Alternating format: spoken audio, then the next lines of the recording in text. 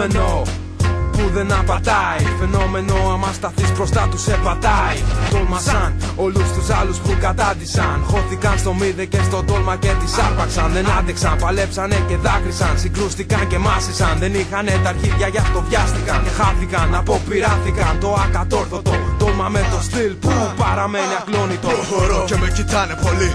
Άλλοι ρωτάνε εσύ ο μύδε. Ναι, εγώ μου μύδε γιατί μωρί δεν σταματάς να κάνεις ραπ μου λες. Τα ίδια ραπ που λες, τα έλεγες και χθες για πες τα άπησες. Λοιπόν πολύ αλλά λίγη στο ραπ παιχνίδι, το ραπ μου ανήκει. Είμαι παλιός, είμαι καυτός, είμαι τρελός. Τόλμα και μύδε και ο δρόμος αυτός. Πιστή και αληθινή στο παιχνίδι που μας ανήκει. Μηδένεις της και τόλμα και η φάση έχει αρχίσει να μας εκνευρίζει. Όταν αυτός που το διαλάει λέει το χτίζει. Ο τόλμα νομίζει καθώς κερδίζει. Η φάση έχει ανάγκη από μίση. Σκάστε, όλοι κοιμάστε. Αφήστε κάτω τα μικρόφωνα και πες μου πώς θέλεις να μαζί να τρελαινόμαστε.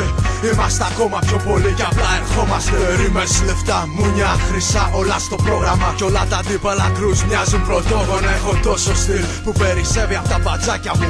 Είσαστε όλοι ναι για τα μπαλάκια μου. Καριόλιδες, μοιάζετε με γκόμενες, ολόιδιες είστε. Σκάμε με την ναι, γι' αυτό μας είστε.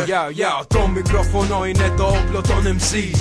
Πρόσεχε λοιπόν για να μην τραυματιστείς. Μ' αυτό μπορείς να σκοτώσεις ή να σκοτωθείς. Αν έχεις ικανότητες θα καταξιωθείς. Λοιπόν οπλίζω το όπλο μου και αρχίζω. MC's να κυνηγάω τους αφοπλίζω. Καθώς περνάω μπροστά τους φοβίζω. Δεν κάνω πίσω όταν αρχίζω. Δεν σταματιέμαι με τίποτα, θα τους παθήσω. Μες στο ρυθμό του δρόμου λοιπόν πληγμένος. Είμαι τόσο καυτός, γαμημένος και δεν πιάνομαι. Με λένε μύδε, κάτω τις πρώτες θέσεις χρόνια τώρα. Εξέχω απ' την πληθώρα, πατάω όλη τη χώρα.